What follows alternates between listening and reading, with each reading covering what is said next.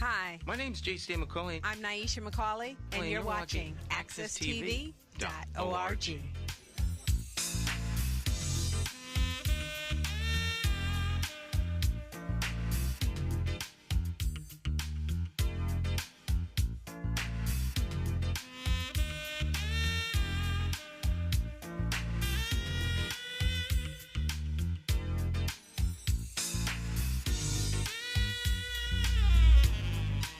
All right, my friends, once again, it's time to get our talk on. It's Morning Talk with me, your host, J.C. McCauley, along with the champions of talk. This morning, we are joined by talk champion Cleo Duke-Wright in the house. Good morning, Miss Cleo. How are you? Good morning. I'm doing pretty good. How are you? I'm doing real good. Pull that mic up to you there. There you go. Okay. Yeah, so how was your week? Well, it was pretty good. Pretty good. Got through it all right. Family was all right. We got along with each other all week long, so it was good. It was good. That's always a good thing. I don't think you've been here since, what, Mother's Day? I don't know. Wasn't I here last week? Friday. Mother's Day was Sunday, though. Yeah. Oh, that's right. Yeah.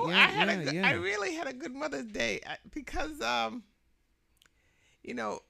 brother-in-law came in to put my husband's bed together, and we didn't have enough tools for him to do that. Mm-hmm.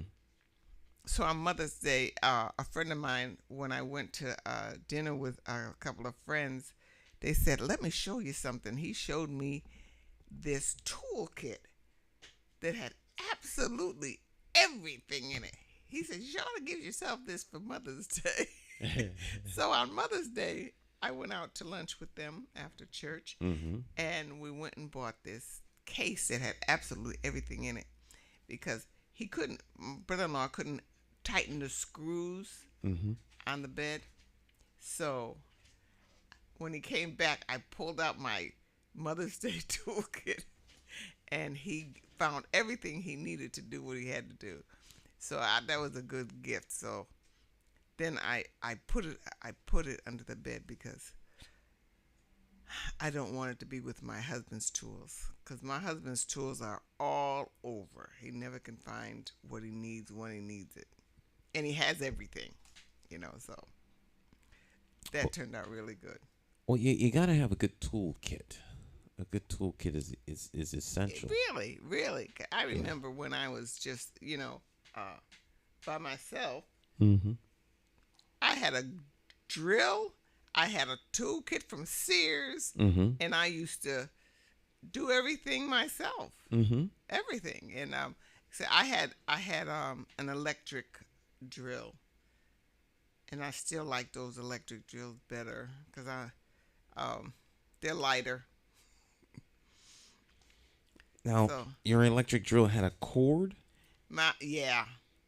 Or was it those battery powered electric drills? No, it had a cord. It had a cord on it. Where was I taking it? I wasn't taking it anywhere but in the house and plugging it into, I wasn't outdoors or anything. So it worked really well for me. Yeah, I have electric drill. Basic tools. Yeah. Basic tools. I know you can't do it without a socket set. I learned that early. Yeah, good socket set. I have a basic socket set. Basic. Well, I don't know what's basic or what's not. They say metric and this, the metric and whatever. Well, you got your metric, you got your standard, but so many things today are metric. Because, they don't fit. Yeah, so I got both, and then I got a socket set in my car. So I really feel prepared now. Now when I look at something I want to do in the house, I say, I can do that, or I could do this. So I got my trusty tools with me. Well, even if you don't know how, YouTube. That's like YouTube. If you don't know how to do something, That's just how we look it up on YouTube. It doesn't matter what it is. Replacing them. That's how we got the bed together. YouTube. We put the bed together with YouTube. And it directed us just how to do it. And, well, it wasn't exactly the same. It was the same bed, but different model. Later model. Later, it's the same bed, but later model. So you didn't have to put together as much, but they were the same. So you could figure out by looking at YouTube how to put the bed together. So my brother-in-law and I, we did put that bed together. Wow. YouTube's like this online academy. So if you don't know how to do something, doesn't matter what it is, from boiling water to an egg to making a souffle to assembling a part on your car, to take something apart, put it together, dispose of. YouTube. And I sometimes I don't go to YouTube. I go to Gmail and Google. I Google everything. Okay, yeah. You know, and always gives me the answer. You know, and when I'm studying, and that's what I was doing just a little while ago. I was studying. I Google words and I Google everything. But I don't usually think of YouTube first. I always think of just. Well, I think Google's a logical place to start, and then it may take you to the YouTube video. Yeah. Yes, but Google search.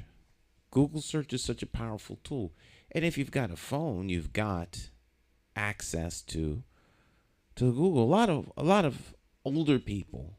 Now that I'm an older person, a lot of older people don't want to be bothered with the internet. I can't figure that out.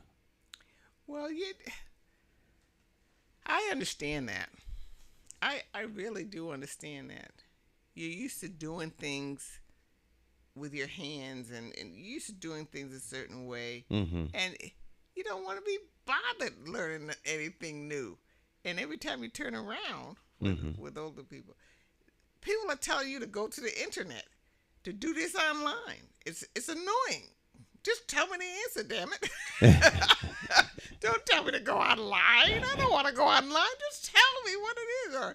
Or you know, you get the machines when you pick up the telephone and this machine is there giving you all these directions, and finally says, go to boop.com and you can do this online.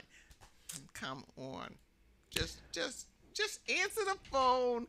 Answer my question. Just make it simple. Why do I have to go back to school just to talk to somebody?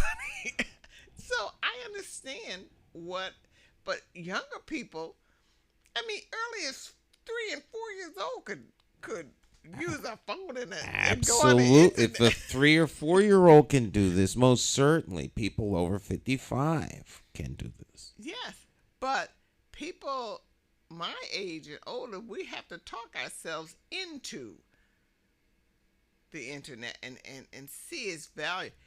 I carry books with me. I have books in my car. I carry books everywhere, and they're so heavy. So I started doing the online, the Kindle, the online books, and I have these books. So when I want to look up something, sometimes I just pick up my phone and go to that book and go to the page and go to the thing that I want and read from there. And that is really nice.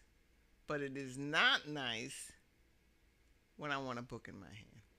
Well, I think we become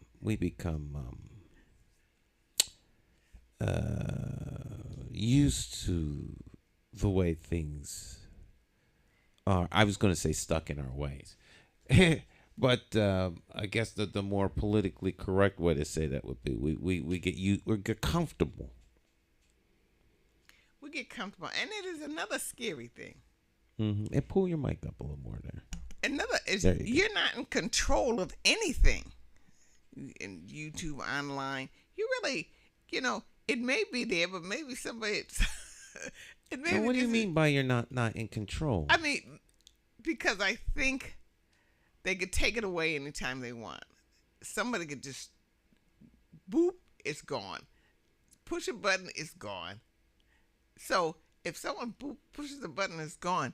You won't know your telephone numbers. You won't know anything. It's like when your computer dies on you, or the information that you used to carry in your head, you don't know because it's in the computer. Because you don't remember it anymore because it's in the computer. Ease of access. So if someone just turns off the internet or Wi-Fi or whatever, you don't have. Well, it's almost like back when banks became more popular and folk didn't trust the banks, so they wouldn't put their money in the bank. Now I want access to my money. I don't want it in the bank. The bank could go under, or could fold, or collapse, or they could, So I don't, I'll keep my money. Now that used to be a big thing once upon a time. Now, folk don't think twice. But the banks did collapse, and you did lose your money, and you couldn't get it. That's what I'm saying. And that was a legitimate reason for people to feel that way. But in time, they kind of got away with it. Get away from that. Now, like my dad, he doesn't like the internet. He doesn't want his information out there. It's out there anyway. Exactly. It doesn't even matter. Right. People are hiding everything. I don't want this. I said it's there, out there anyway. They know it anyway. It's just, don't be bothered. Right. Don't lose any sleep over it.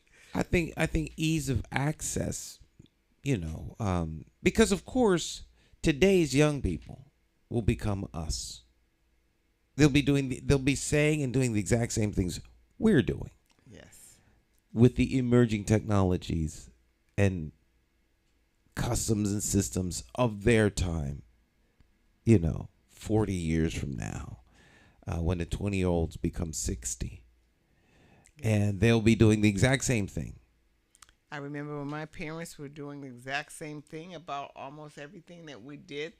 I remember the big uproar people had with Elvis Presley. Oh, my goodness. I will never forget that he was going to be on the Ed Sullivan Show. Everybody was all excited. I was just a kid. Everybody was all excited about this guy who swivels his hips around. And we've been looking at people swivel their hips around for like ever. Oh, they were black. But now this guy was going to come on the Ed Sullivan Show. And I was sitting over across the hall from my neighbor's house. And everybody was sitting at their television just waiting for this guy to come on. And so he came on. And he did... I think he did. You ain't nothing but a hound dog. You ain't nothing but a hound dog. Well, anyway, and he was swiveling and he was doing all of this and carrying on. And Delta said, "Oh my goodness, this is terrible. Oh my goodness, this is terrible." But what are we coming to? Look at our young people and all of this. And because Elvis Presley was doing this, but when we always did it. I mean, if that was, well, we still the older folks still probably would complain if it was a black person, but not like they did with Elvis Presley. That was something. It was beyond controversial, and to be on the Ed Sullivan was like the hallmark of clean family entertainment. That's right. Like Sunday nights, I think, right? Sunday. That's right. Everybody was at that TV at Sunday nights when Ed Sullivan came on. A really big shoe. Yes, and we looked at it. I mean, Ed Sullivan came on. You just looked at. That's what you look. Of course, you only had one or two stations. Anyway. It was only two things on: Ed Sullivan and whatever else. Yeah, so it wasn't anything. It wasn't. You had ABC, NBC, and CBS.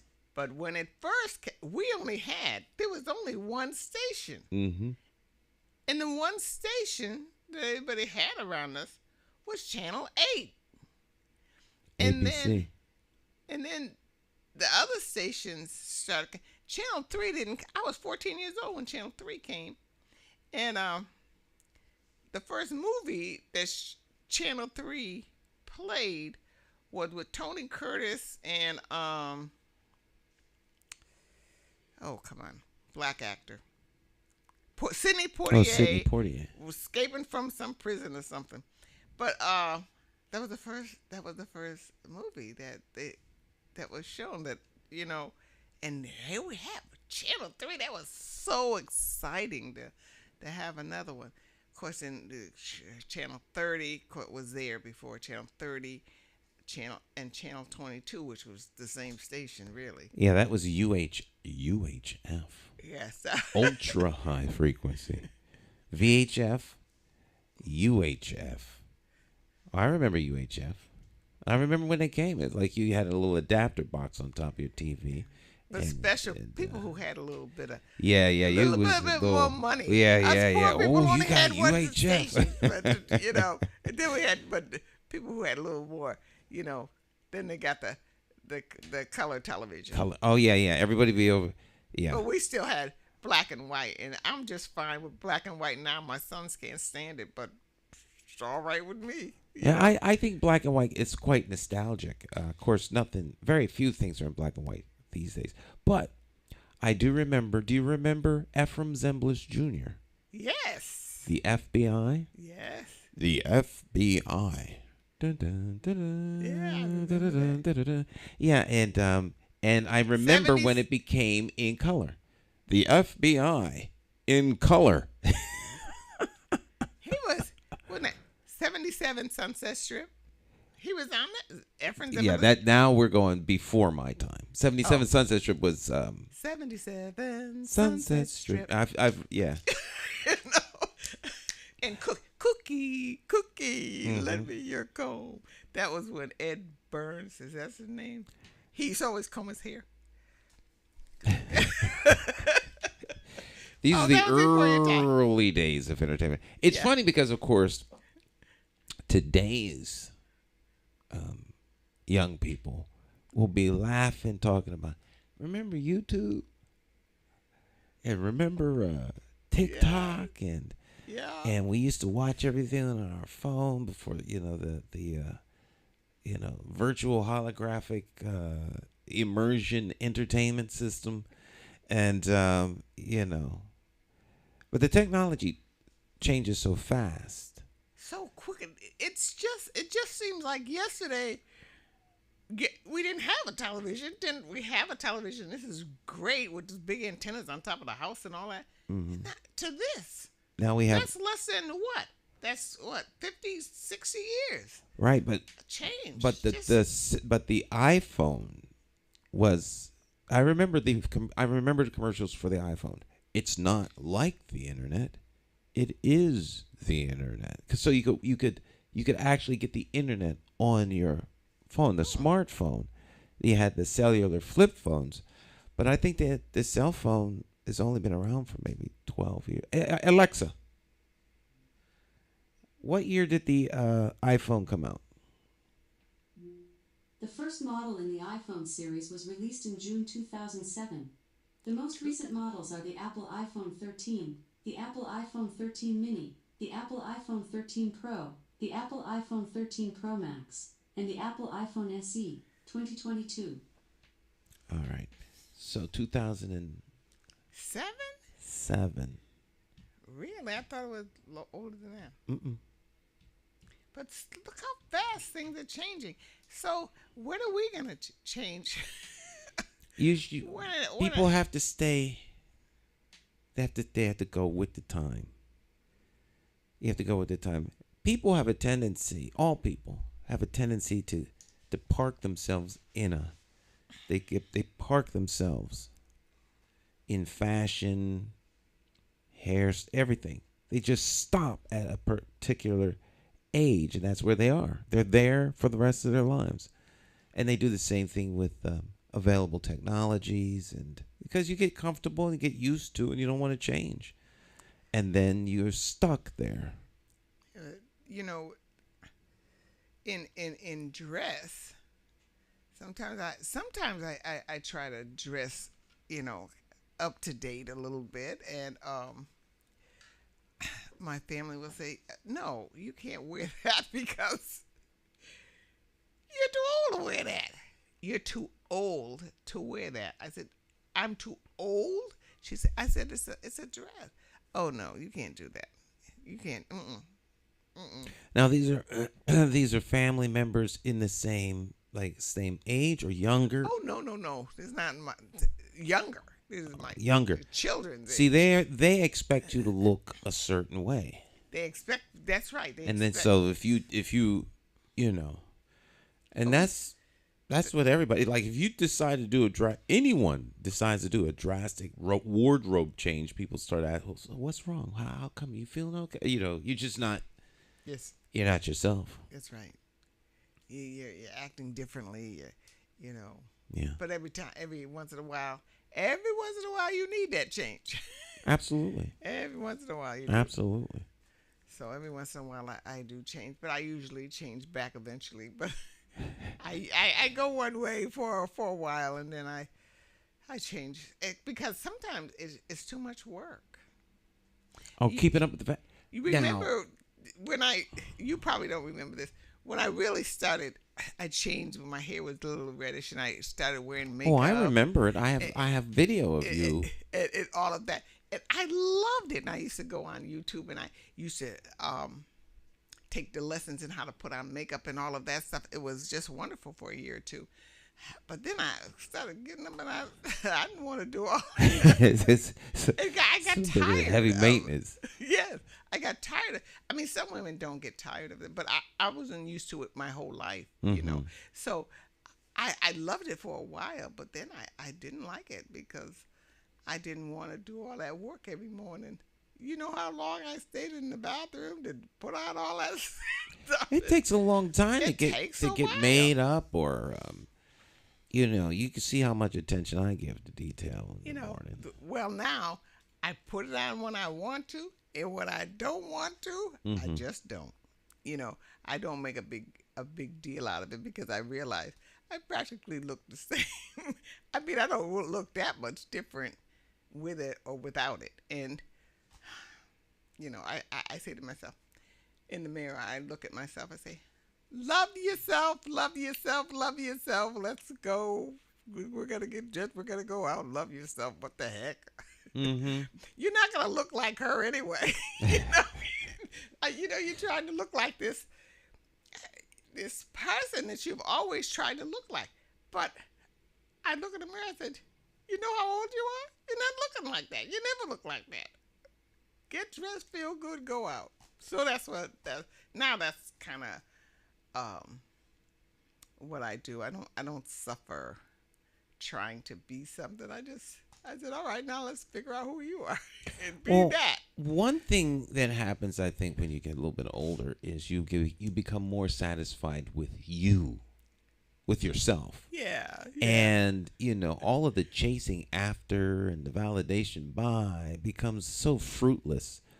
And I think when you're younger, you're always trying to prove yourself, or, you know, so you finally arrive at a place where it doesn't matter what someone else thinks. And, you know, please spare your time and mine, because I really don't care what you think. That's absolutely correct.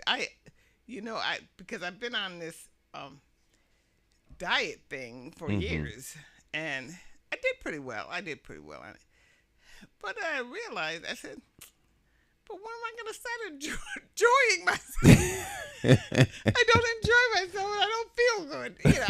I don't feel good. Why do I, why can't I sit down? You know how my friends come in, they sit down, they put a pizza up there or something, and they're all talking and laughing, and, and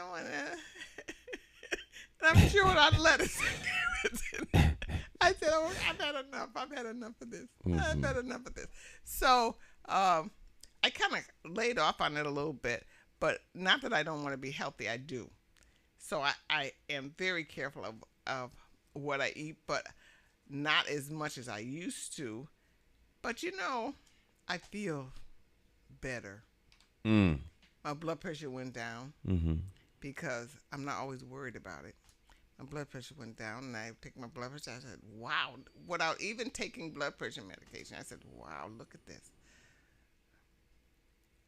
I try not to overdo, but I just don't want to.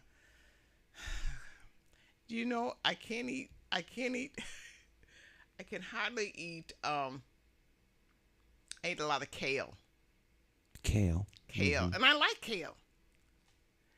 But for a while there, I couldn't even look at it. I said, I've had enough of you. I don't want you anymore. I don't want any more kale. I don't want. But I've learned how to make kale in so many different ways. I enjoy it when I eat it, but I can't do that like I was doing it, and I see the difference. But that's okay. I said, just don't become a blimp. you know, and like our doctor says, skinny people live longer. He's always saying skinny people, so you're gonna live a long time. But I guess I'm not. Well, I mean, I think And I don't want, if I gotta do that for the rest of my life, that's all right. I think you have to enjoy life. You can't be, miserable. I'm just worried about it all the time. I worried about it all the time. All the time. Every day I worried about it. And then my cravings got worse. Because I'm worried. I'm always worried. Worried about this. So it's not worth it.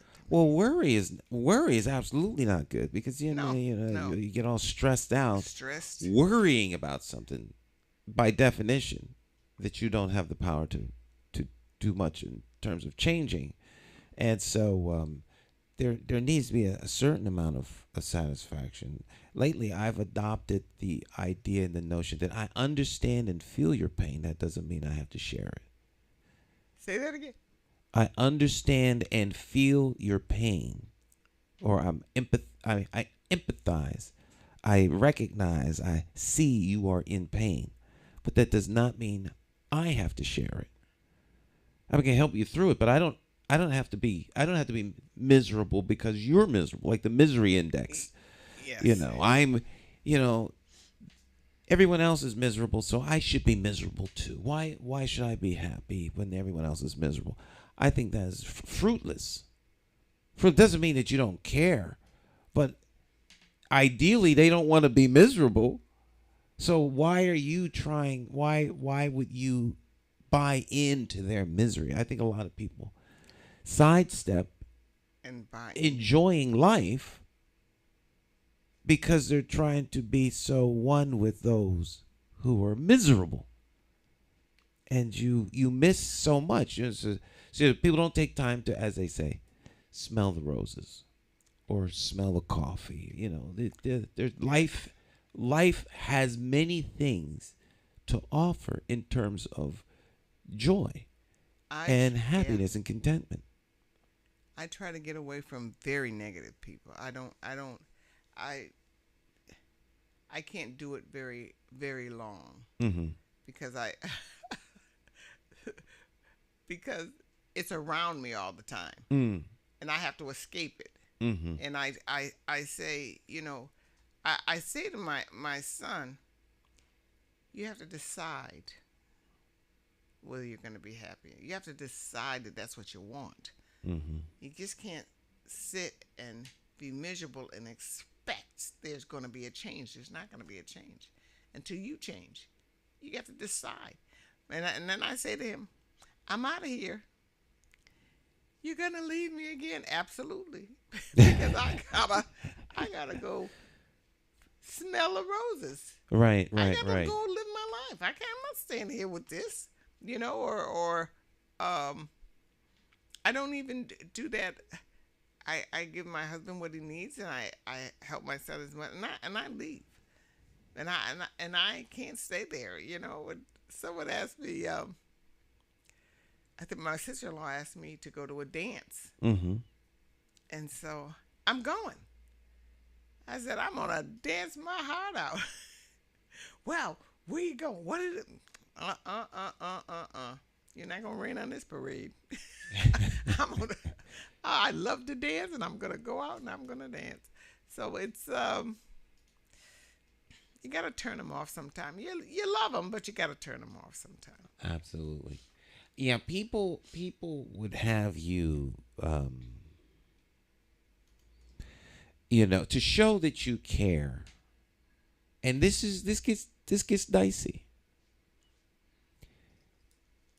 If caring means something changes for somebody, then care away. But caring that doesn't bring about change is just superficial. It's sort of like what the word says. If someone is in need and you say to them, go and be fed and be warm, but you don't give them food or a coat to be warm, then your well wishes mean nothing. I mean, you say you care, and that's great, but can you actually contribute toward the fix? And I think that you have to understand what's necessary for the fix if you want to fix something. We talk about the tools. You can't fix something if you don't know what's wrong. And I think sometimes to get a real good assessment of what's wrong, you got to be honest about the situation. And some things are outside your control. Some things are too big for you to fix. That doesn't mean it can't be fixed. It just means that you can't fix it. Or I can't fix it. I can't fix all things. I would like to be able to, but I can't. So do you spend a year and a half trying to fix something that you can't fix, but at least you should try? Or do you spend that time doing something that's going to be much more productive?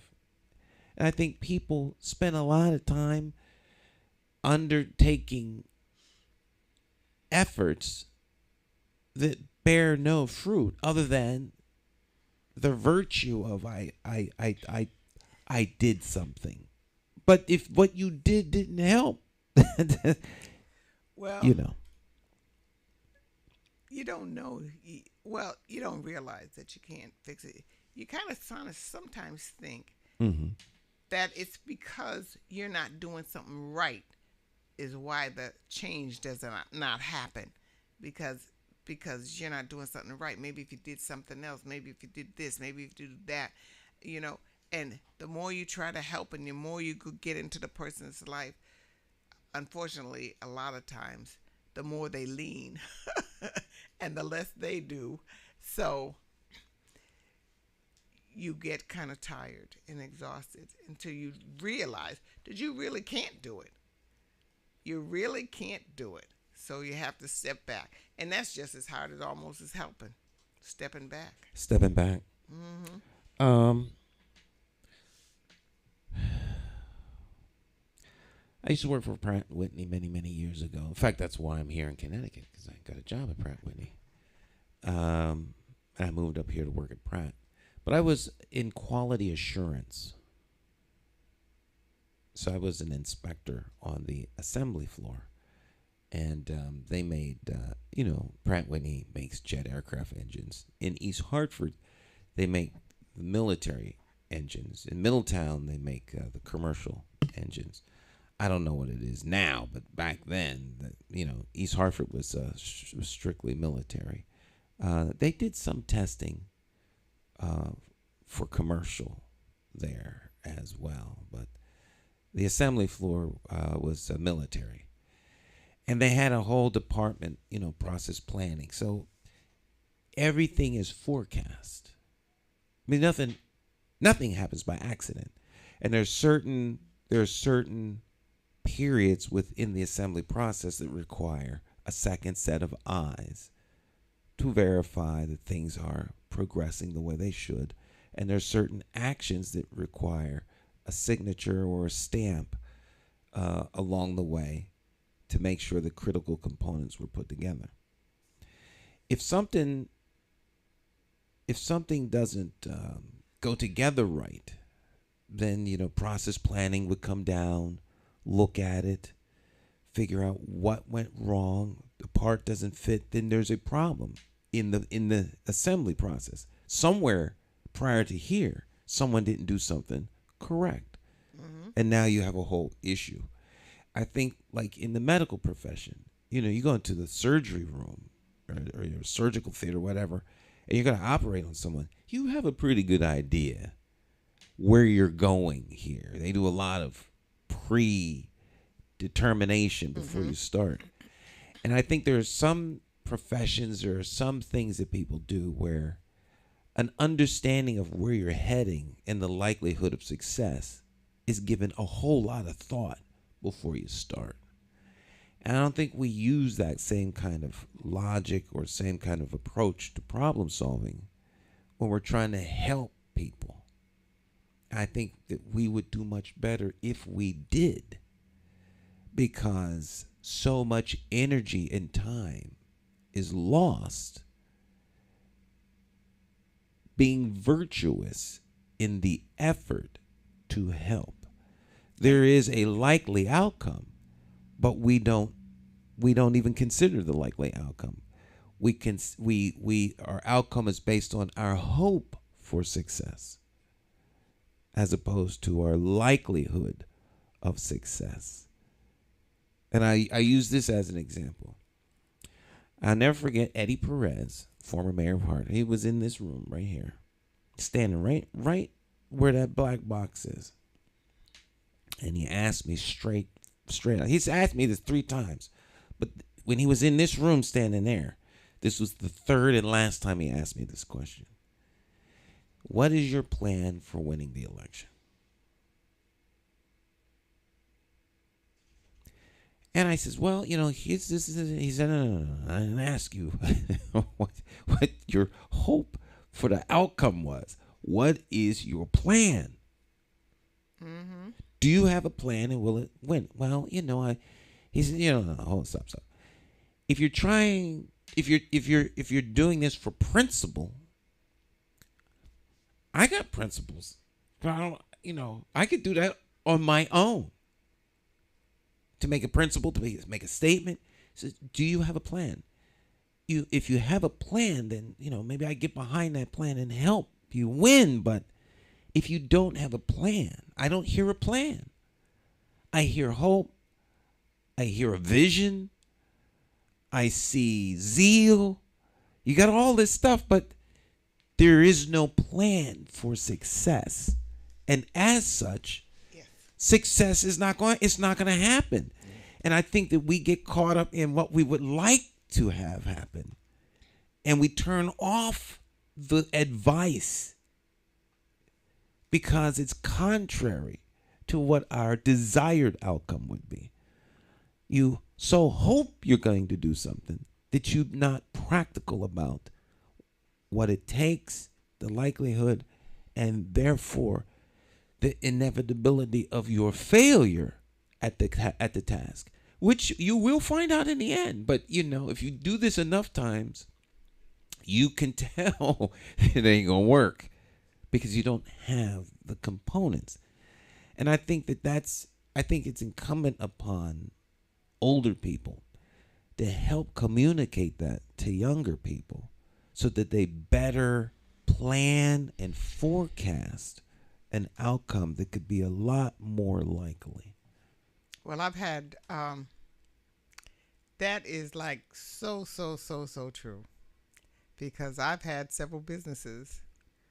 My hopes, my zeal, my desires, my passion. And they would say, people would say to me, Cleo, you need a business plan. My head couldn't wrap around a business plan. Mm-hmm. I couldn't do a business plan. I don't know if I could do a business plan now. I have done business plans, but I really have not paid attention to, because that's, you're going to get this far, in such and such a time, and you're going to do this, and you're going to do this. And it just never worked for me, because I was too impatient. And that, bottom line, I was too impatient. I wanted it to happen, and I thought that just my excitement and my willingness to do. I did everything. I mean, but I didn't have a plan. I didn't have a real plan, and they would always say, Cleo, what is your business plan? Where are you going to be a year from now? Where do you want to be 2 years down the line? Where are you going to be 5 years down the line?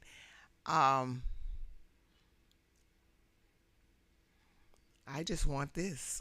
I want to just do this. I just want to do this. I don't want to do all that stuff. I just want to do this. And so, yeah, I did. And then when it got so tough, you kind of turn and you get tired and it goes to muck. But if I had a plan, even when it went to muck, the plan would still be there. The plan would be and there. without all the hullabaloo and the excitement and the enthusiasm and all of that, the plan would still be there. And even if I didn't feel anything, I could walk through the plan. Mm-hmm. I could still do the plan. But everything else depends on how I feel, what I want and how I feel. And if it dies and if it slows down, there's nothing. You turn your attention maybe to other things and doing other things, and you get discouraged and everything. And all of that same thing could happen with a plan, except for one thing. The plan is still there. Right. And you still, on the saddest day of your life, open up the plan and go and do the next step. And you don't have to have the enthusiasm. You don't have to have the zeal. You just, all you have to do is walk to the next step. Mm-hmm. But I never could. I've never done that. Which is very sad, because I think that activity transport that I see out there now, before all these people got there, was going, and I did not have a plan. Mm-hmm. And the bookstore didn't have a solid plan. So, yeah. And it takes patience, and it takes you to think and be quiet and think about each step and get some advice and talk to people and build relationships. It takes a lot of work. It takes a lot of work, and if you're not willing to do it, you're going to fail. It's a lot of work. Yes. It's a lot of work, and you have to trust people. And yeah, that's right. So if you have trust issues, well, I don't want anyone to know my plan. Folk got plans of their own. They're not going to take your plan. They have their own plans that they can't. And people will work on that. People had come to me with activity transport and with the book. Don't give anybody your plan. It's a secret. Blah blah blah blah blah. There can't be a secret. There can't be that, because you need these people. Right. These people. Right. You can't do this can't on do your that. own. So how are you going to do it if you don't talk to anybody? I tried. And do you know one of the biggest opportunities that I lost? Biggest opportunity that I lost. I listened to this woman who says, "Don't trust her." She was a white bookstore owner. She owned a bookstore in West Hartford, at the center of West Hartford. And I went in there one day, and I was looking around because I was trying to just figure out bookstores, and I wanted to talk to her and everything. And she says, I want you to come and have tea with me. Come and have lunch and coffee. And this other businesswoman, who is not in business anymore, wasn't in business long as me, said, don't trust her, because you know how they are, this and that and the other thing. Well, the lady, less than a year later, closed her successful bookstore because she retired. And I said to myself, what did she want to tell me? Right. What did she want to teach me? Could I have been in the center of West Hartford with lessons that someone who knew could teach me, and I could have brought in my books and and had been established. I don't know. But this lady had something to tell me and something to teach me. And I poo-pooed her in when she closed her bookstore. I said, my God, what did I miss an opportunity? Even if she was just willing to talk to me about bookstores and about the pitfalls and the successes and all of that, you know. But that's shutting people out when you can't shut. If you shut them out, you shut yourself out. Absolutely. You know, yeah. Well, the old adage is, if you don't plan, then you plan to fail. That's what they say. If you don't plan, that's really you plan to fail. That's true. That is so true. And don't worry about it taking time. You know, you just want to do your thing. I wish, so many times I wish I had done it a different way. Not that it's too late, but wasted time. Yeah, see, time is the ultimate currency, and everyone, people talk about equity. Yeah. The equity is time. Everyone's hour is exactly the same. What you do with it is up to you, and you really, really, you really need to focus in on what you do with your time. We'll take a short break. Jazz Festival's coming up, and so let us go back in time and check this out.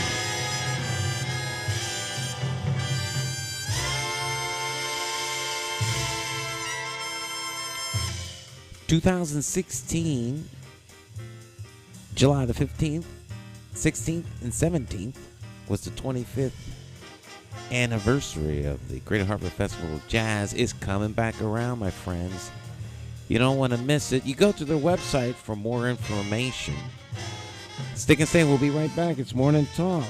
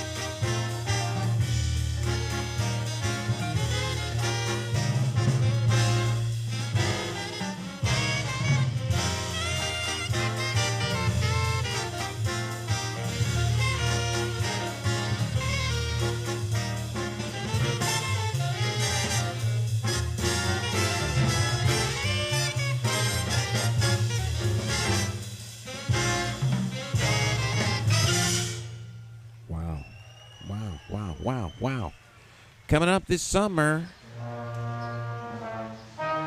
Greater Hartford Festival of Jazz. This is from 2016. Wow.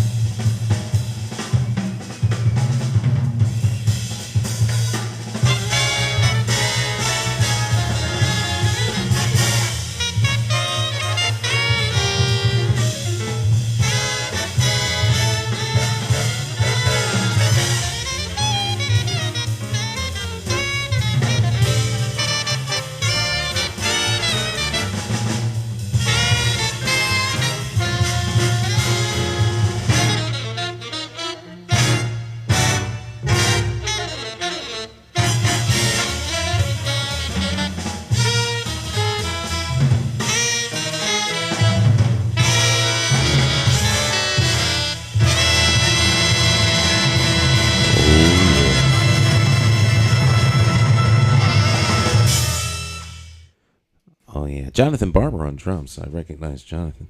Yeah, wow.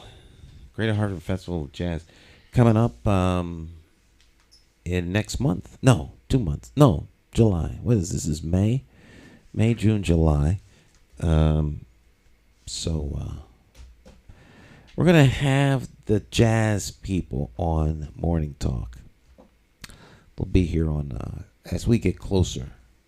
We'll have them come in on Friday and talk to Miss Cleo and I about the jazz concert. I am definitely going to that. I'm not gonna. We're gonna have a space. The Alliance. This is gonna be our big outing. We're gonna have a space. That means somebody got to get there early, right? I'll get there early. Someone can get there early. Mark out our space, and so we can, this will be an alliance space for 3 days. Get together. For 3 days. Yeah, Friday night. That's gonna be Saturday. Wonderful, yeah. Or Sunday. Folk can come on any one of those days. This will be an outing. It'll be a fun time, and just come and bring picnic basket, and folk can bring their little bottles of water, or whatever else they want to put in there, and have a really nice time. It's a really great event.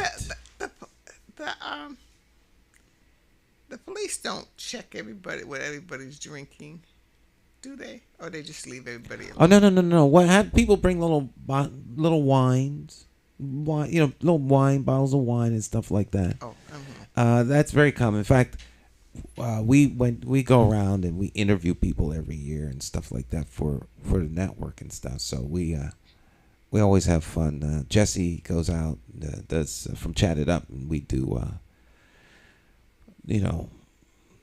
interviews, and every year it's always lots of fun. There's another event coming up, the Hartford Taste Festival. Yes. Now that's coming up next month. So I talked to the people there, and they're giving us a prime spot. Who? A prime spot? The Alliance. So what are we gonna do? We're gonna be out there. Be out there, okay. Yeah, we're gonna be out there, and it's so I'll give. You're hearing about it first. I mentioned it last week, but I'll give people more detail tomorrow at the meeting. What? When in June? I want to say the 10th and the 11th, up on Constitution Plaza. Oh, okay. The Hartford Taste Festival. All kinds of restaurants from all around, from all over the city. The first taste of Hartford that ever happened was the best. Right. That they could never match it. After a year, That was Carrie's idea. Oh, that was the best. I loved that. Yeah. But the second year, it wasn't as good, and it just went it's down. it's never really been what it was at first. But we'll see what First year was wonderful. Yeah, we'll see what happens with this. The guy who's doing this is that's what he does, events. He was a big time tent event person. I think we'll have him in here or someone as that day approaches.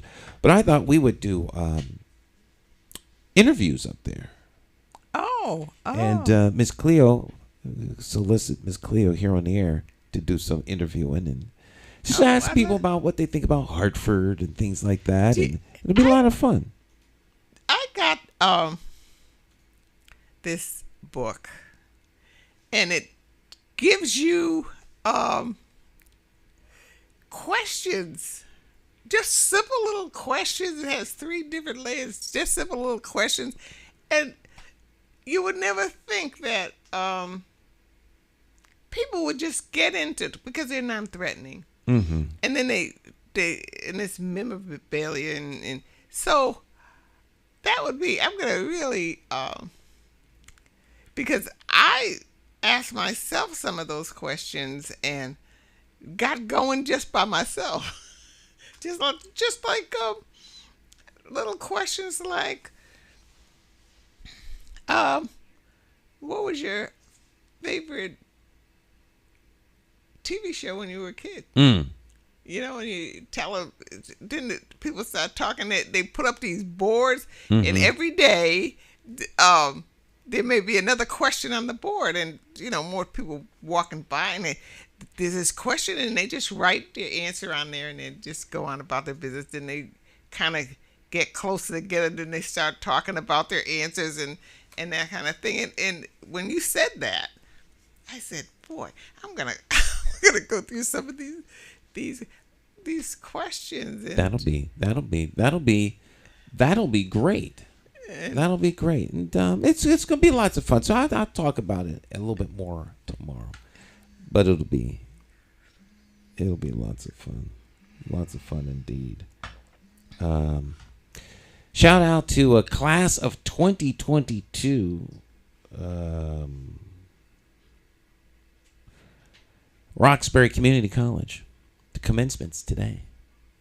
It's commencement day. Roxbury Community College. A lot of graduations. We, Ryan and I, go to Elizabeth Park in the afternoon. Do a little walk and watch the people and cheer them on, and when they're running and things. And there have been a lot of graduations. I didn't even realize it was the season until I'm seeing all of these graduates come, college grads. They must be college grads that are. Are they coming there to take pictures or celebration? Yeah, they're taking pictures, and every year we watch this. The graduates coming to Elizabeth Park. I guess that's a favorite park to take your pictures and. Yeah, with the roses and the different flowers. It's a very beautiful park. It is definitely. They're enlarging the parking lot, the one that's close to the buildings. There, the Pond House. They're enlarging that, so I guess more people can park. But it doesn't matter where you park there. It's just beautiful. The walk. I don't mind. I haven't been there in a while. Last time I think I was there was for a wedding. Somebody was getting married. I think I was videotaping the wedding. But everybody goes there. You see all kinds of people at Elizabeth Park. I wish Keeney Park was like that. Keeney Park could be like that. I wish Keeney Park was, because they're right in the middle of, the biggest. It's the biggest park. Keeney Park. Well, I was going to go down the lane with Keeney Park, what it used to be. Keeney Park can be whatever Hartford wants it to be, if they're willing to do the work. And which gets back to what we were talking about earlier. There's heavy lifting that has to be done. It's not enough to say what you want it to be. What are you willing to do to make it that way? What are you willing to do to make it happen? Right. Or what is your plan? How are you going to execute and make it happen? I mean, I think that's the question that we need to start asking folks when they have these things. So, how are you going to execute this? What is your methodology, plan, call it whatever you will, to execute and make it happen? Move it from the talk phase to the execution phase. Do you have the time? Do you have the resource? Do you have the connections? Do you have the political will? What is your strategy for overcoming opposition? These things are real.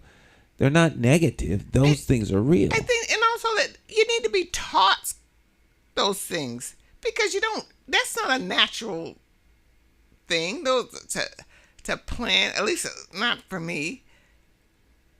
But if you had an idea, if when you were coming up, you're teaching your kids, all right, you got to plan this. Write out your plan and bring it to mom and let me see how it is, and then you execute your plan. And so whatever day they don't feel like doing it, you said, this is the plan for the day. You do this, and then this, and you do that, to get kind of an organized mind. I don't have an organized mind, so I wish I did have an organized mind, but it could have been possible. Now, my brother went into this Jewish kid got a higher grade than him in a class, and he got upset about it. He went into a bedroom, my mother's bedroom, after school. He didn't come out till 11 o'clock at night. He did this every night. My brother did it every single night because that kid, I guess it was a kid, he said that Jewish kid, but I think it was a kid that he started school with. He probably thought he was smarter than him anyway. Mm-hmm. You know, and he wasn't going to get ahead of him. And every night, and we used to watch him do this every night. He got such good grades. They sent him to a private school in Pennsylvania. Went to a private school in Pennsylvania, went to a private college, went to Europe, went all this stuff because he had that challenge and he was willing to work. And he, to this day, he still does that. If he has to learn something, he goes into the room and he closes the door. And he learns what he has to learn. I never did that. I think that takes focus, discipline, and dedication. I was with Blue Hill Civic Association many years ago. Was doing workforce development, and I mean they still do, but this was many years ago, and they had young people, obviously, and we were interviewing. We did a series of interviews of professionals. One was fashion, and there was a group downtown that did some fashion. Another one was all of the kids wanted to be something different. One kid wanted to be a doctor. A what? A doctor. A doctor. He wanted to be a surgeon. So we interviewed a doctor, a surgeon. I think he was I want to say he was either a neurosurgeon or I think it was a neurosurgeon from St. Francis Hospital. He's a black doctor. And the question came to him about becoming a doctor. You know, because the young people were thinking in terms of how long does it take you to become a doctor? You know, a surgeon, brain surgeon. And so he says, well, you know, it takes a long time. And so the discussion went back and forth. Make long story short, he says, you know, it's like anything. It just takes time. He says, so you have to study a lot. You got to learn a lot of different things. And so he broke it down. He says, now, if you go right out of high school into work, you start working at 18, and by the time you're 30, you've worked for 12 years. You go to work every day. You work for 8 hours. You get paid, and then you make a certain amount of money. He says, so it's not like you don't work. You're just you're doing a different kind of work. He says, so if you go to college for 4 years, you work. You go to medical school for 4 years after that, it's more work. You do your residency. So it's a matter of how you want to spend those years. But it's all work. He says, so if you're real smart, you may be able to study for about an hour and you got it. He says, if you're not real smart, it might take you 2 hours. If you happen to need a little help, it might take you 3. Maybe you're not that smart at all, and it'll take you about 4 or 5. But you can do this. Everyone can. It's just a matter of, do you want to do the work? It's that simple with everything. Yes, it is. And people talk about, well, everyone can't pull themselves up. Everyone can't work. Everyone can work. Stephen Hawking's work. I mean, you know, and it's not, if you're not that if you're not like, Mensa genius level smart, then you just have to work a little harder. But you can do it. Right? It's just a matter of, do you want to? And the more I observe, the more I see, the more meetings I've covered over the years, 40 years of covering meetings and conversations, the more I'm coming away with people just don't want to do the work. Or people just don't know. No, I think it's maybe not. People don't know. So you're in high school, and say you're in high school and you're in honors, and you get it really quickly, and then you're in academic studies or something, and you do it, and then you're in general studies, and so they give you a different kind of work to do. So you may say, I want this, and they will say, no, you don't have the aptitude to do that. We're going to give you this, okay? So what that doctor said to those young people was profound, because he didn't say they couldn't, because they don't know that they can. Right. Because they're looking at us. They didn't know if they can. So if he is saying, all right, you're a little slower, it's just going to take you a little more time. That's all. You want it? Do the work. Do a little more time. He's not telling you you do not have the aptitude. Or I remember a teacher telling me I wanted to go into the Harvard Hospital and work in the lab, and I didn't get that. And when I got back to Weaver, when work study first came, he said to me, why don't you go and make salads in one of the stores, which dumbfounded me. Which, I mean, I ran and went behind a door and cried. But it's because you don't know. When you fail a test, when you fail something, they didn't say, and I hope they do say today, they didn't say, try again. This time, we're going to study this way. We're going to do this. We're going to do that. You could do this. No, they said, you don't have the aptitude. We can't, we're going to put you over here. You say, well, my reading's a little off. Could I take this reading course? They say, no, you can't do that. No, you can't do that for 4 years. So what I'm saying is, a lot of young people don't know that if they put in the work, they could do it, because nobody has shown them or told them that. You have general studies where maybe children today, everybody knows what that test is they give you for college, SATs.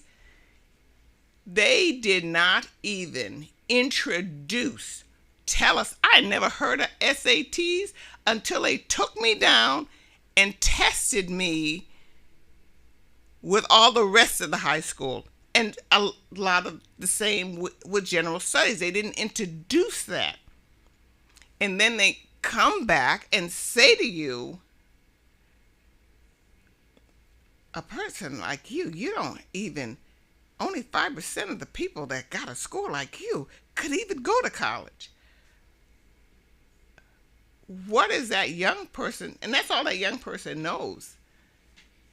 They're undermining your confidence and capacity to do a thing. And this is where...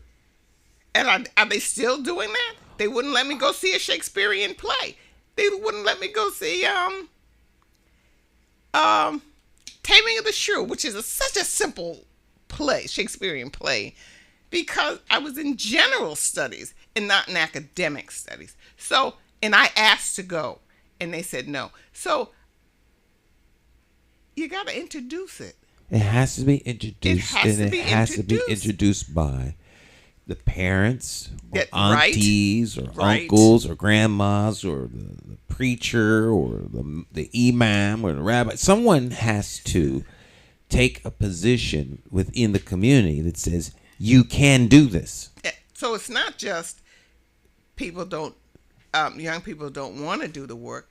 They don't know that they can do the work. Right? They think that they can't. They think that they can't. The default has to be, the expectation is that you will. You will. You will do this. You're going to succeed. You're going to be successful. You can do anything. So that when someone is undermining their confidence, says, well, I don't know if you're right for this. What do you mean I'm not right for this? I can do anything. That's right. That has to be the default.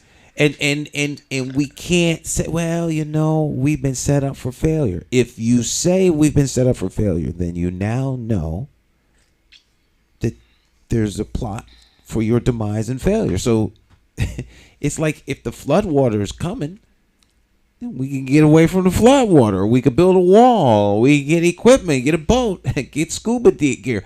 Absolutely. If we know these things are happening, then we need to be prepared for when they come. And so a lot of harm has been done. Kids told you can't be this, you won't never be that. Yes. We can't undo that, but we can start from right now to change that trajectory, fix that, raise the standard of expectation. And the standard of expectation has to be raised in the general language and in the common language. And people have to speak in terms of can do, will do, must do, expect to do. And by the time, I'm talking about my experiences, but I'm talking about the experiences of a lot of young people, and a lot of people in my generation, and maybe a lot of people in this generation. Even if you succeed in something,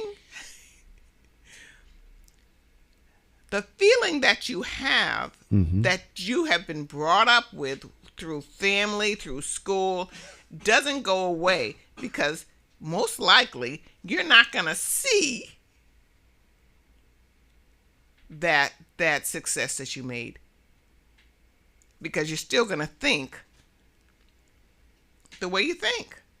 The way you were brought up, it takes a while for that to get out of your system and you to really see your successes, because you don't see them right away. You just see what you've been told, what you've been taught, and it takes a while for all that crap to come out of you. To unpack. And unpack. And you need those people who actually believe in you to keep telling you. Because people just kept telling me, but I could not see it. And I think that happens to many people. It takes a long time for it to get out of your system and you to really realize that I thought I was retarded most of my life. And I'm not retarded. Clearly you are not. I thought I was retarded. And that's because what the school did and what I got at home was about the same thing. So, except your mother's, you go crying to your mother, and your mother just loves you to death, and so she just says, "That's all right. That's all right. Some people are different. Cleo, that's all right." When they laughed, and my mother would give me this great big hug, and it made me feel better for the second, but it really didn't help that much, because she didn't enforce the good things that I could do. She didn't enforce that. So, like I say, you're bombarded with this, and it takes a long. I always loved Shakespeare. Even as a little girl, I loved Shakespeare. I used to try to read Shakespeare all the time. They just laughed at me all the time because I couldn't pronounce the words, of course. And they just laughed at me all the time. But it wasn't that I understood it, because I didn't. And the books, I didn't. But the sounds of the words I loved the sounds of the words, even though I didn't understand what they were. I used to love that, but that was not enough. It wasn't enforced. So I'm just saying. I always feel very bad for young people who are having trouble in school, and I always pray that they have a good teacher who are encouraging them to keep going and are positive. Apparently, there's going to be a big rally. It was in the paper today. Hartford Federation of Teachers and the American Federation of Teachers is having a big rally this Tuesday at the Board of Education meeting.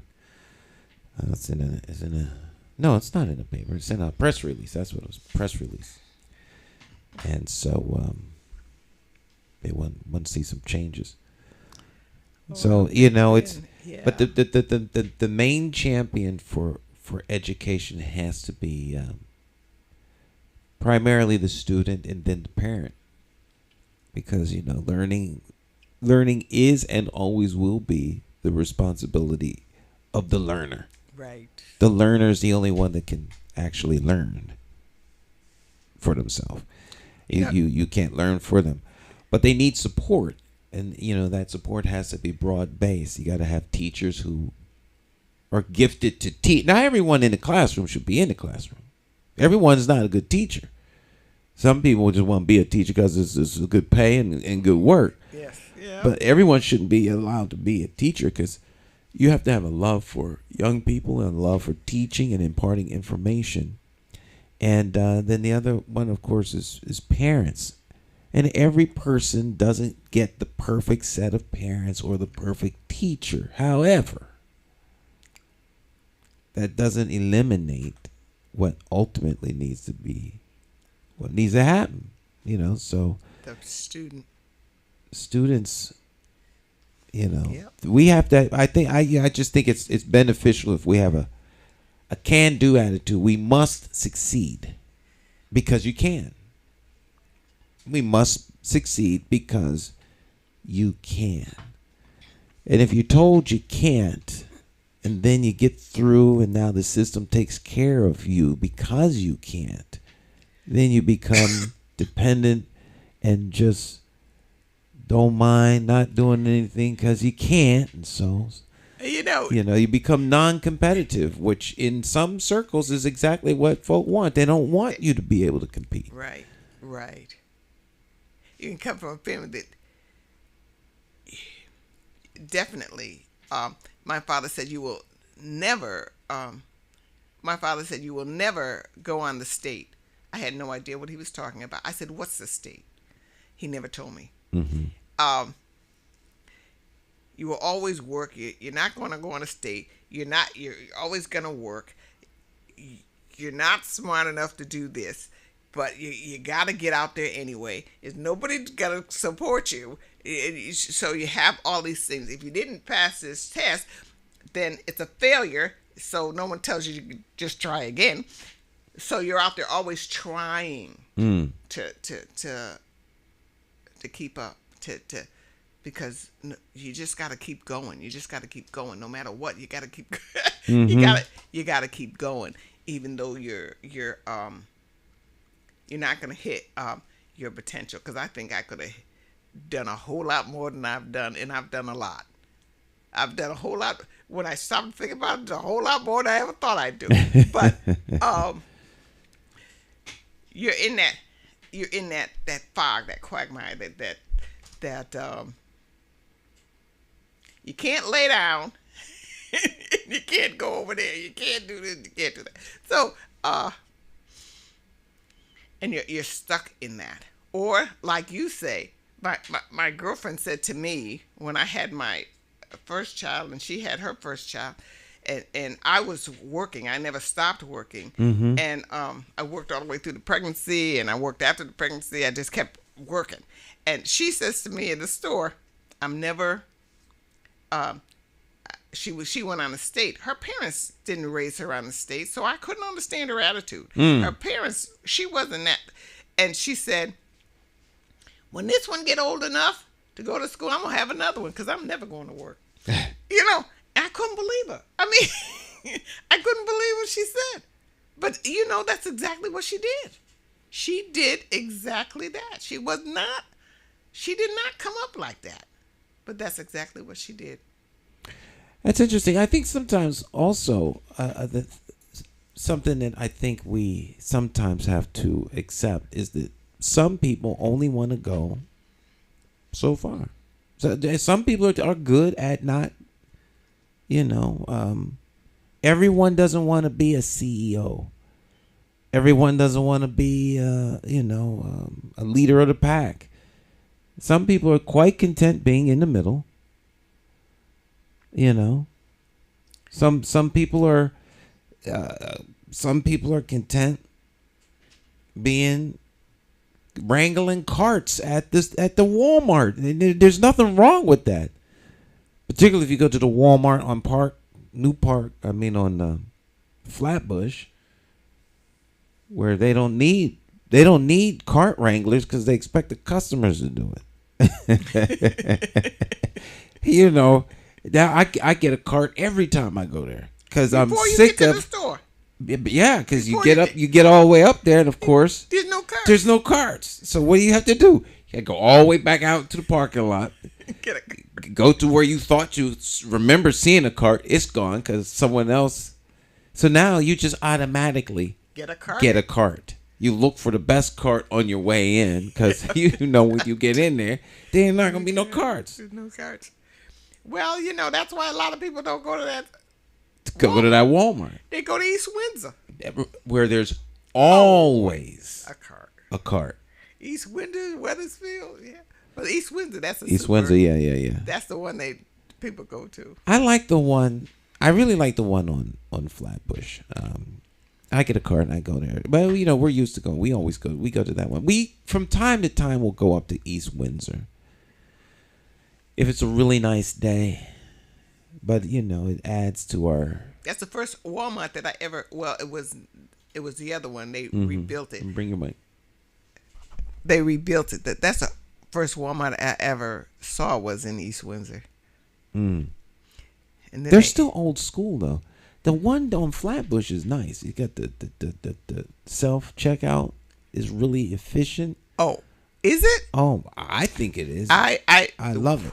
When they had one time I went in there, everything was self. It was you had to check yourself out. This is Flatbush. Oh yeah, everything. And I had this big basket of stuff, and I'm looking for one that I don't have to do that because I'm lazy. I didn't want to have to do that. So there wasn't any. My temper got the best of me. Blood pressure started going. Whoops. So I said, well, where do I go? Where's the cashier?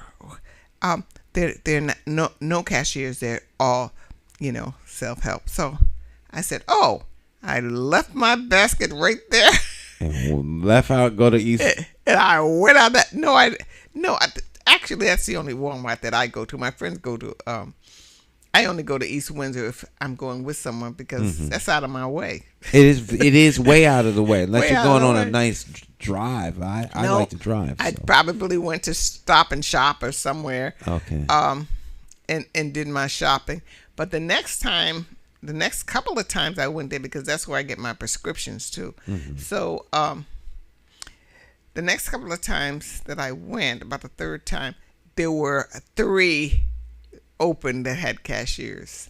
Yes. So I shopped. Yeah. But I think there's only like 4 lanes at the. Maybe there's 4 or 5. But I don't like going to. I like going to East. I like going to Flatbush because you could do the self checkout. I really like that.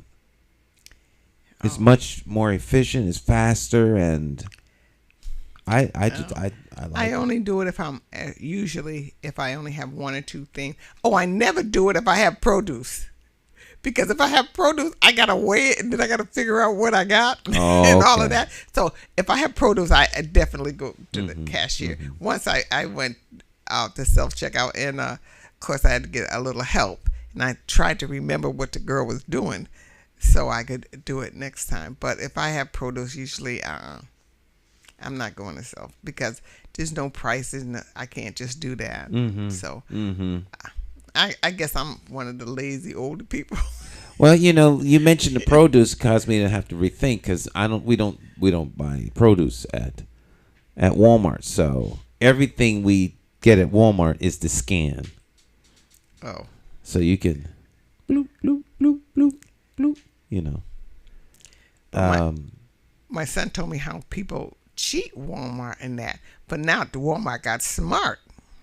They say put it on the. They know. They're watching you. Put it on the what do they call it? The platform scale? there. You have to put it on because if you scan it and don't put it on, it'll remind you put it on. Put it on the thing. You talking about produce? No, I'm talking about Just anything. regular scan? Just anything. You have Yeah, to I don't put it on the thing. I take it out of the cart and put it down. It doesn't say to you Walmart. put it down because I don't use Walmart. I use Stop and Shop. Stop and Shop. You have to put the thing there, as I recall. Put it down. Right. But I use at Walmart. Walmart is watching you. They got cameras everywhere, and in fact, if it jams up, they'll come back and they could scroll back through the transactions and you can see whether or not you did it. Did you do it? If you think you're getting away at Walmart, it's only because they just don't feel like coming after you. But you're not getting away with nothing.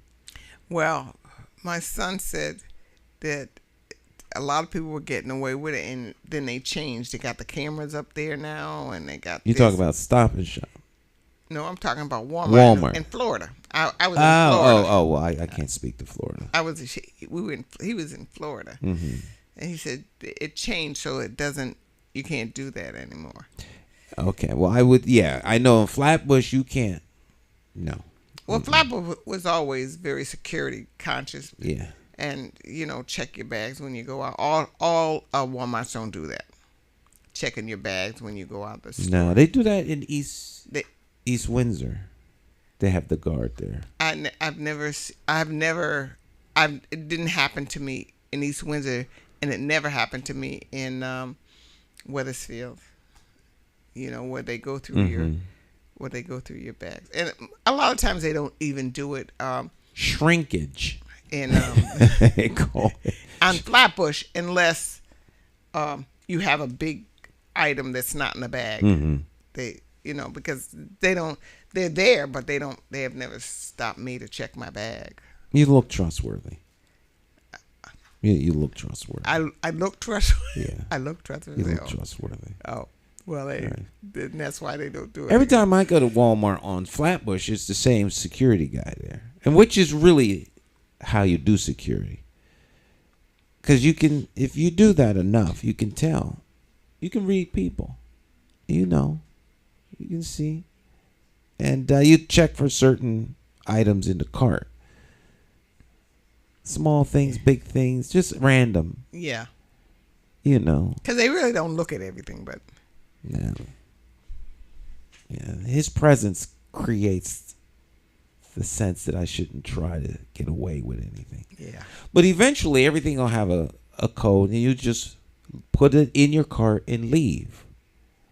And it'll just as soon as you put it in your cart, it'll register, and you just go.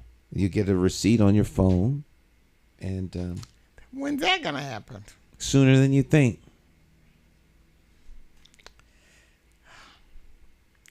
Then if you don't have an app, you won't be able to come in the store.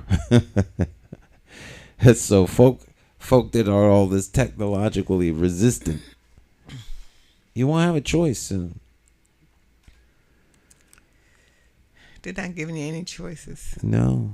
The times have changed, and with it, systems change, paradigms change, and you're either going to come along for the ride as the change happens, or you will be left behind.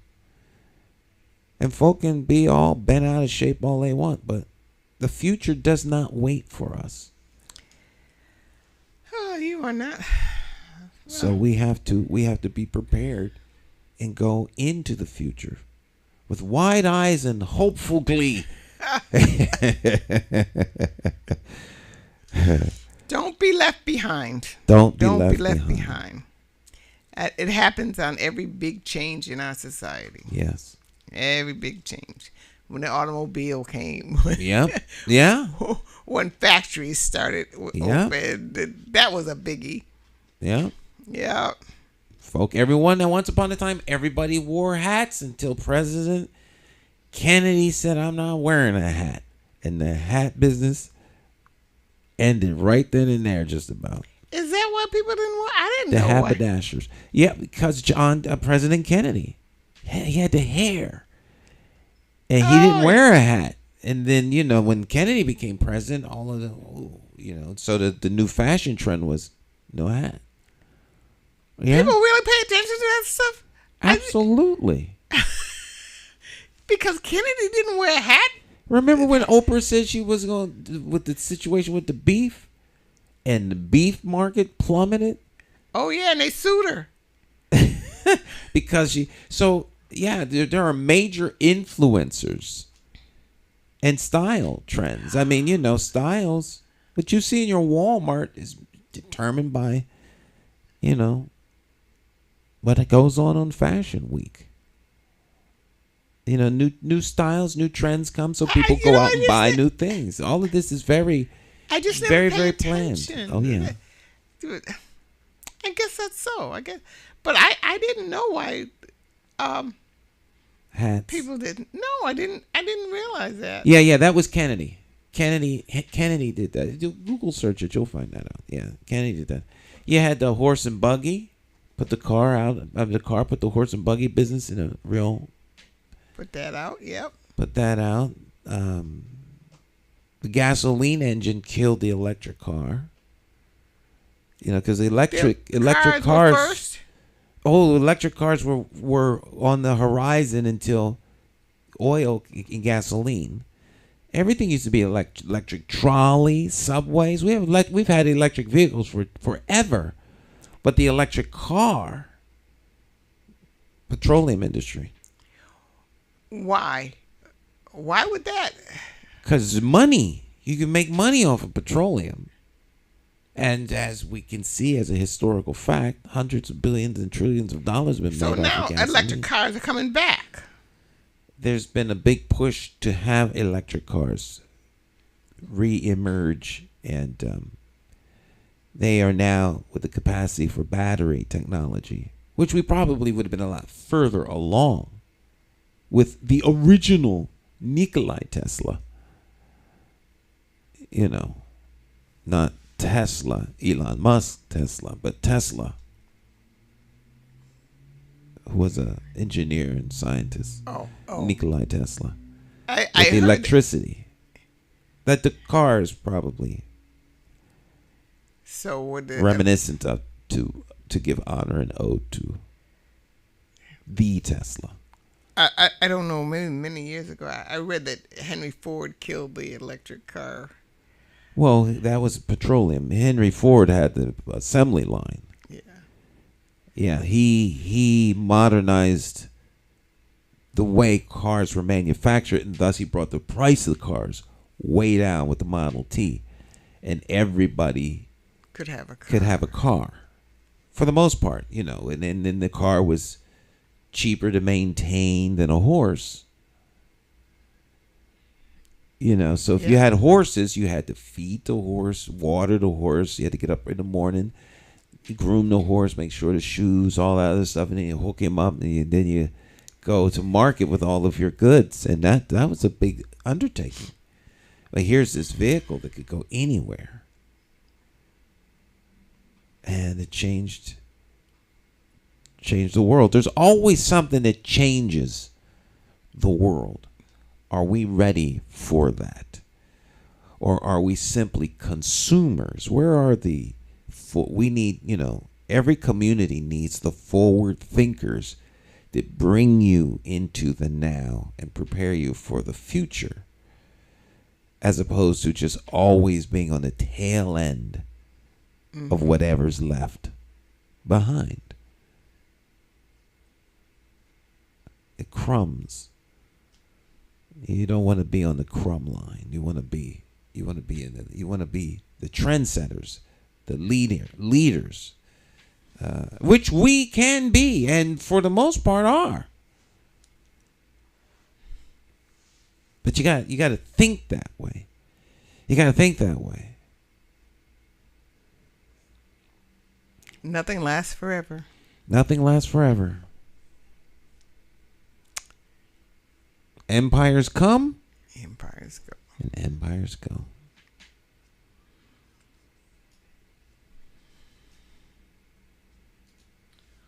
See, that's what getting older brings you. You realize that. That empires come and go? The empires come and go, that nothing lasts forever. Nothing lasts that, forever. Enjoy what you have, because nothing lasts forever. Absolutely. And prepare for the unknown, but enjoy now. Mm-hmm. And prepare. Yeah. The only time you don't really need a plan is when you're at war. And you have a plan. But, on the battlefield, things change too quickly. You can't plan for what the enemy is going to do now. So you're making decisions in the moment. Yeah. So, and of course your plans compared to God's plans are always for naught. The best laid plans of mice and men. But if you're not walking by faith, you better have a plan. You better have a plan. Wow. Well, today was very enlightening for me. It was a nice day. Yes. It was a good day. It's a good day. It's a good day. Yes, it is. Amen. Well, my friends, that brings us to the end of another exciting week of talk. We'll be back next week. Do it all once again. Miss Cleo will be here next Friday. Yeah. Monday will be Jonathan Small.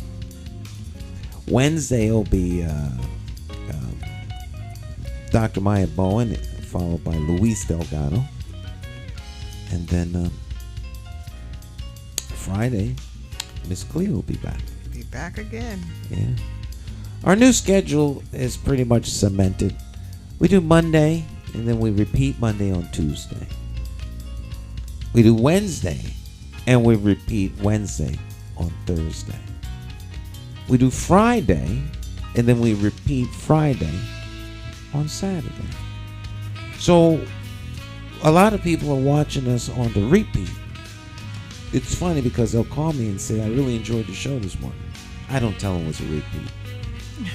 It's broadcast live, so people just think we're live. And I don't even go into it, because then they'll argue with you. Oh, that was a repeat. No, it's live. It said live. Oh, okay. So I just, it was a good show. So, so we'll be on. If you missed this, you can watch it again tomorrow. And then, of course, at 9, I do Lights So Strictly Television on Monday. Repeat Tuesday. Wednesday repeats Thursday. Friday night will be live, but Friday will repeat on Sunday morning. Really? Yeah. So there's something on at 8 o'clock every morning. And then Monday through Friday, every night at 10 there's Bible study. So that's the new lineup. That's the new lineup. When did you say your Bible study was? 10 o'clock every night. Every morning? Every night. Every night. 10 o'clock at night. 10 o'clock at night. Light Source Victory Television Live. That's how I got started with Light Source. All right, my friends, our time together has come to an end. We'll see you next time. You all have a really great rest of your day, and we'll see you next time. All right? Y'all hang in there and treat each other with some love and decency. Bye.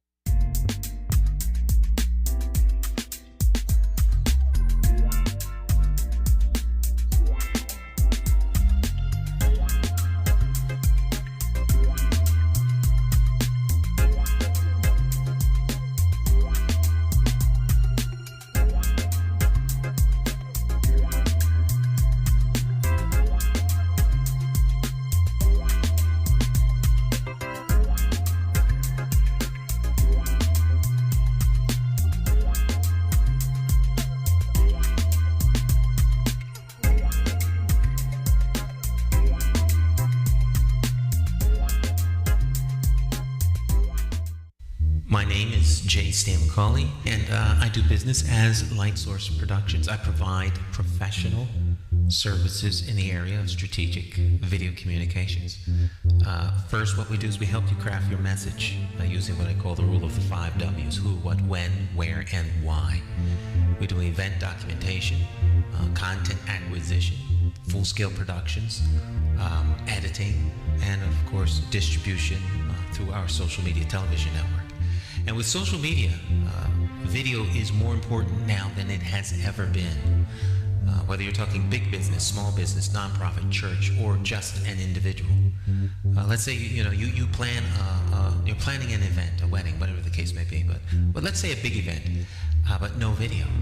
And you spent all this time, all these hours to put this event on, and maybe 100, 200 people attend the event. But more important than that is that thousands could attend by watching it on social media. But of course, you don't think about this until after the event is over. You can't afford not to capture it for social media. And despite what people think, I am affordable. Give me a call. Let's plan your next video project and share it with the world on my social media television network. I promise you that you will have the attention of one person, me.